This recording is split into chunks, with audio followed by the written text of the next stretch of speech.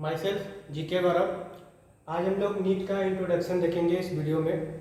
ये वीडियो उनके लिए ज़्यादा इंपॉर्टेंट है जो अभी 10th पास करके आए हैं और नीट की प्रिपरेशन कर रहे हैं। तो देखते हैं हम लोग नीट में क्या है, कैसे कितने मार्क्स का आता है, क्या सब्जेक्ट पढ़ने होते हैं, कौन से बुक फॉलो करने होते हैं, कितने घंटे पढ़ने होते हैं, कैसे टाइम मैनेजमेंट करें एग्जाम में। तो चलिए शुरू करते हैं। नीट का सबसे पहले फुल फॉर्म होता है नेशनल एलिजिबिलिटी एंट्रेंस टेस्ट, जो कि एनटीए कंडक्ट करती है। एनटीए का फुल फॉर्म होता है नेशनल टेस्टिंग एजेंसी। नीट के अंदर दो एग्जाम्स होते हैं, एक यूजी अंडर ग्रेजुएट और एक पीजी पोस्ट ग्रेजुएट। हम लोग जो इस वीडियो में देखेंगे वो यूजी के लिए देखेंगे। यूजी एग्जाम क्लियर करने के लिए हमें नीट देना होता है, जिसमें टोटल मार्क्स 720 होते हैं। इसमें कौन कौन से सब्जेक्ट पढ़ने होते हैं वो हम लोग देख लेते हैं। फर्स्ट इसमें होता है फिजिक्स, सेकंड होता है केमिस्ट्री और थर्ड होता है बायोलॉजी। अब इसका देखते हैं कि कितना कौन से सब्जेक्ट का कितना वेटेज है नीट पे। तो जो फिजिक्स है उसका 25% होता है, टोटल का मतलब 720 का 25% ये वेटेज रखता है। 45 क्वेश्चन इसमें पूछे जाते हैं फिजिक्स से। एक क्वेश्चन जो होता है वो 4 मार्क्स का होता है, तो इसको आप कैलकुलेट करेंगे तो ये 180 मार्क्स का आपका फिजिक्स पूछा जाएगा। सेकेंड हो गया केमिस्ट्री भी सेम है, 25% का केमिस्ट्री पूछा जाएगा। 45 क्वेश्चन इसमें भी आते हैं, एक क्वेश्चन 4 मार्क्स का मतलब 180 मार्क्स का आपको केमिस्ट्री भी पूछा जाएगा। बायोलॉजी का थोड़ा वेटेज ज़्यादा है, सॉरी यहाँ पे मैंने 25% लिखा, ये 50% होगा। 50% इसमें सीधा डबल क्वेश्चन पूछ जाते हैं, मतलब 90 क्वेश्चन से अकेला लेकर चलता है। एक क्वेश्चन 4 मार्क्स का मतलब 360 मार्क्स। तो ये आपके तैयारी के लिए सबसे ज़्यादा इंपॉर्टेंट पेपर है, क्योंकि इससे मार्क्स जो है ना वो इसलिए आप बहुत अच्छा स्कोर कर सकते हैं। अब आता है कि बुक्स कौन से फॉलो करने होते हैं। बहुत सारे स्टूडेंट्स होते हैं अलग अलग राइटर के बुक्स फॉलो करने लग जाते हैं। थोड़ा सा मैं इसमें भी आपकी हेल्प कर दूंगा कि कौन सी बुक आप फॉलो करें तो आपके लिए बेटर होगा। चलिए फिजिक्स के लिए देखते हैं। फिजिक्स के लिए एनसीईआरटी तो मस्ट आपको फॉलो करना ही है, और कुछ सब्जेक्ट्स के लिए आपको रेफरेंस बुक भी देखना होगा।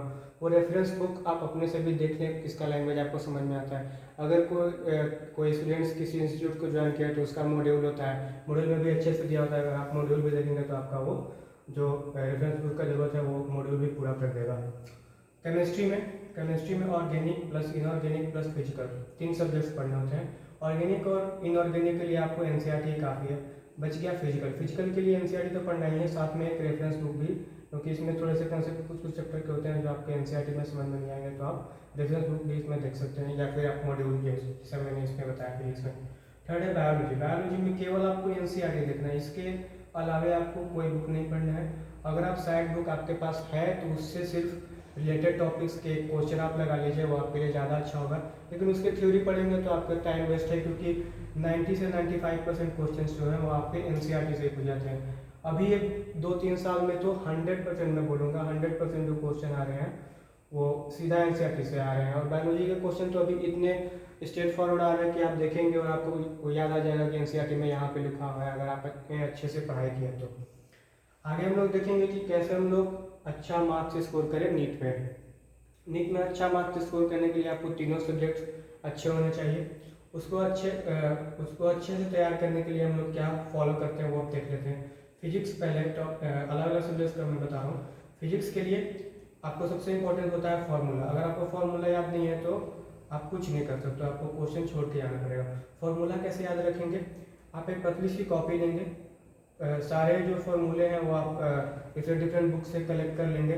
उसको अपने हैंड राइटिंग में जो है वो उस कॉपी में लिख लेंगे। उससे क्या होगा कि आपको एक बार तो रिवाइज वहीं पे हो जाएगा और आपको समझ में आएगा कि आपने यहाँ पे क्या लिखा है। इसके फॉर्मूले में अगर आप प्लस की जगह माइनस भी ले लेते हो ना, ये फॉर्मूला इतना इंपॉर्टेंट होता है कि अगर प्लस की जगह पे आपने माइनस ले लिया तो आंसर आपका गलत हो जाएगा।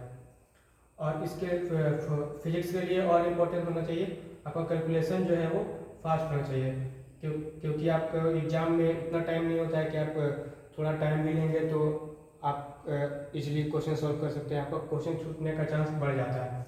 उसके बाद जो सबसे इम्पोर्टेंट है कि आपका जितना ज़्यादा न्यूमेरिकल का प्रैक्टिस होगा उतना इजीली आप एग्जाम में क्वेश्चन सॉल्व कर लेंगे।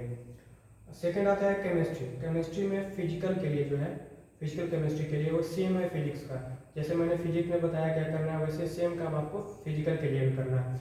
ऑर्गेनिक प्लस इनऑर्गेनिक के लिए आपको रिलेटेड टॉपिक पढ़ना है और उसी समय उस टॉपिक के क्वेश्चन आपने सॉल्व कर लेना है। थर्ड है बायोलॉजी। बायोलॉजी के लिए आपको एनसीईआरटी फॉलो करना है और इसका लाइन बाय लाइन, इसका एक एक लाइन इंपॉर्टेंट है एनसीईआरटी का, हर एक लाइन से क्वेश्चन बनता है। आप पढ़ेंगे तो आप समझ जाएंगे, जब क्वेश्चन बनाएंगे ना, प्रीवियस ईयर क्वेश्चन आगे मैं डिस्कस कर रहा हूँ, प्रीवियस ईयर क्वेश्चन जब आप बनाएंगे तो आपको समझ में आ जाएगा कि कितना इंपॉर्टेंट है एनसीईआरटी का एक एक लाइन। अब तीनों के लिए ये फॉलो होता है कि प्रीवियस ईयर क्वेश्चन जो है वो तीनों के लिए फॉलो होता है। अगर आप प्रीवियस ईयर क्वेश्चन नहीं बनाएंगे तो आपको आइडिया नहीं रहेगा कि कैसे क्वेश्चन पूछता है, कैसे सॉल्व करता है, कितना क्वेश्चन को ट्विस्ट किया हुआ रहता है। तो प्रीवियस ईयर क्वेश्चन जैसे आप अभी 2021 में एग्जाम दोगे तो 2021 के 13-14 साल पहले का क्वेश्चन आप अगर सॉल्व करके एग्जाम देने जाते हो तो आपको बहुत आसानी से आप क्वेश्चन सॉल्व कर लेंगे एग्जाम में। अब देखते हैं कि डेली आप कितने घंटे पढ़ाई करें। अगर आप 12th के बाद आए हैं और तैयारी कर रहे हैं तो आपको मिनिमम बायोलॉजी के लिए 1 आवर तो देना ही है, केमिस्ट्री के लिए भी 1 आवर देते हैं, फिजिक्स में आपको थोड़ा ज़्यादा समय देना होता है, मतलब 2 आवर्स आपको देने पड़ेंगे फिजिक्स के लिए, क्योंकि फिजिक्स में स्टार्टिंग में न्यूमेरिकल सॉल्व करने में टाइम लगता है, फिर बाद में आपके ये कम भी टाइम देंगे ना तो आपका प्रैक्टिस इतना अच्छा हो जाएगा कि कम टाइम में आप फिजिक्स के न्यूमेरिकल आसानी से सॉल्व कर सकते हैं। अब देखते हैं कि ये जो 1 आवर का स्टडी है वो हम लोग कैसे करें। 1 आवर के स्टडी में 45 मिनट्स जो है वो रिलेटेड टॉपिक्स पढ़ेंगे, उसके बाद जो 15 मिनट्स बच जाएगा ना, जो टॉपिक आपने पढ़ा है वो इस 15 मिनट में उससे सारे रिलेटेड क्वेश्चन आप बना लेंगे। अगर आप क्वेश्चन नहीं बनाते हो तो आपका ये 45 मिनट पढ़ा हुआ बेकार जाएगा।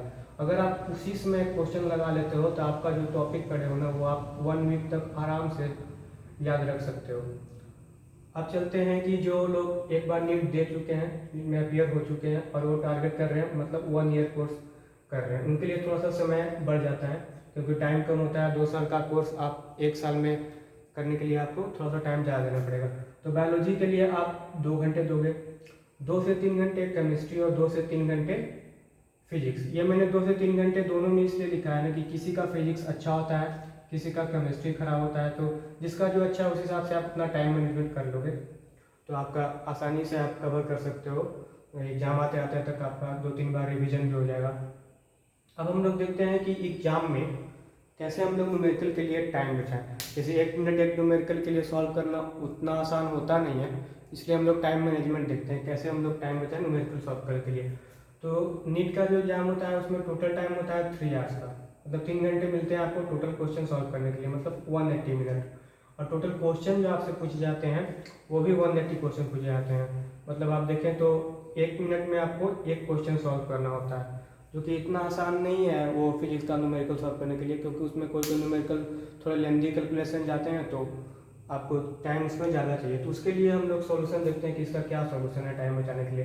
तो ये जो बायोलॉजी सब्जेक्ट है आपका जिसमें 90 क्वेश्चन पूछे जाते हैं उसको हम कम से कम 45 to 50 मिनट्स में हम सॉल्व करने की कोशिश करते हैं। अगर इससे ज़्यादा आप बायोलॉजी को दे रहे हो एग्जाम में तो आपका जो ये फिजिक्स जो है ना उसमें क्वेश्चन छूटेगा, क्योंकि टाइम उतना होता नहीं है, आपके ब्रेन पे प्रेशर आ जाता है कि टाइम कम है, तो इसके वजह से आप क्वेश्चन गलत भी कर लेते हो, गलत होने का चांस बढ़ जाता है, क्योंकि आप हड़बड़ में फास्ट कैलकुलेशन करोगे तो आपका क्वेश्चन गलत होने का चांस बढ़ जाता है।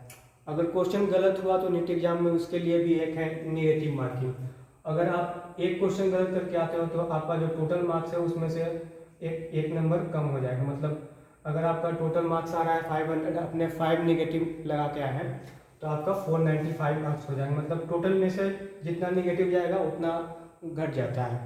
इसलिए अगर आप जिसमें 100% श्योर नहीं है तो उस क्वेश्चन को छोड़ देना ज़्यादा बेटर ऑप्शन है, बजाय इसके कि आप तुक्का लगाएं। ठीक है, तो ये था कुछ इंट्रोडक्शन। नेक्स्ट वीडियो में हम लोग बात करेंगे बायोलॉजी का, मैं फर्स्ट चैप्टर स्टार्ट करूँगा। और हाँ, एक बात बता दूँ कि ये जो मेरा चैनल है इस पर मैं मेनली बायोलॉजी ही बताऊँगा आपको। बायोलॉजी से रिलेटेड सारे 11+12 के सारे चैप्टर मैं आपको डील कर दूँगा। तो नेक्स्ट वीडियो से हम लोग अपने चैप्टर पे आ जाएंगे, मतलब फर्स्ट चैप्टर बायोलॉजिकल क्लासिफिकेशन है 11th में, उसको मैं आपको डील करूँगा। वो मैं 2-2 पार्ट करके या 3-3 पार्ट करके चैप्टर के लेंथ के हिसाब से आपको मैं बता दूँगा। तो इस वीडियो में बस इतना ही, मिलते हैं नेक्स्ट वीडियो में। Thanks for watching.